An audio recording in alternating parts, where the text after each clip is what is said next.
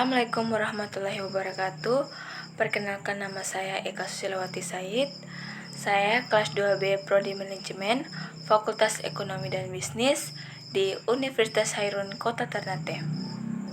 Baik, di sini saya akan menjelaskan materi kelompok 6, yaitu mengenai Indeks Pembangunan Manusia atau IPM.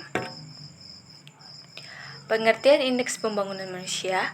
Indeks Pembangunan Manusia pertama kali dicetuskan oleh UNDP melalui Human Development Report pada tahun 1996 yang kemudian berlanjut setiap tahun.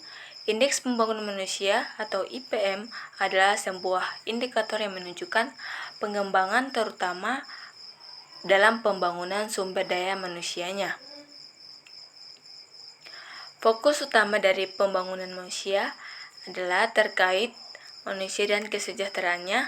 Maka dari itu, pembangunan manusia berarti pertumbuhan yang positif dan perubahan dalam tingkat kesejahteraannya manusia.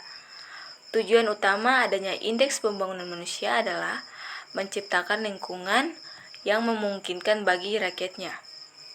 Menurut UNDP, Indonesia tergolong sebagai negara dengan pertumbuhan manusia tingkat sedang atau medium human development.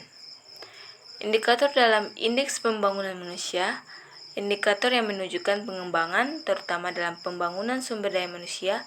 Secara umum, indikator-indikator pembangunan manusia mencakup seluruh masalah pembangunan manusia secara konseptual atau empiris yang saling dipengaruhi atau mengaruhi komponen lain. Indikator yang digunakan dalam Indeks Pembangunan Manusia antara lain 1. Bidang kesehatan. Indikator dalam bidang kesehatan diukur melalui usia hidup. Ada banyaknya indikator yang digunakan untuk mengukur usia hidup berdasarkan dengan pertimbangan ketersediaan data secara global. Maka indikator yang digunakan ialah angka harapan hidup waktu lahir. 2. Bidang pendidikan.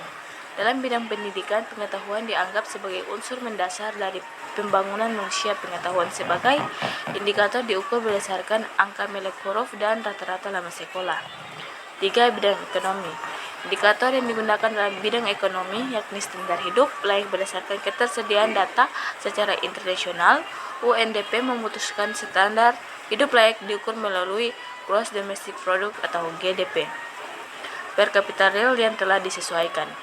Berikutnya ada 5 faktor yang mempengaruhi Indeks Pembangunan Manusia di Indonesia antara lain: 1. Pendapatan atau PPN. 2. Pertumbuhan ekonomi. 3. Rasio ketergantungan. 4. Konsumsi rumah tangga untuk makanan. 5. Anggaran pendidikan atau APBN. 6. Anggaran kesehatan. Dan 7. Lokasi tempat tinggal. 8.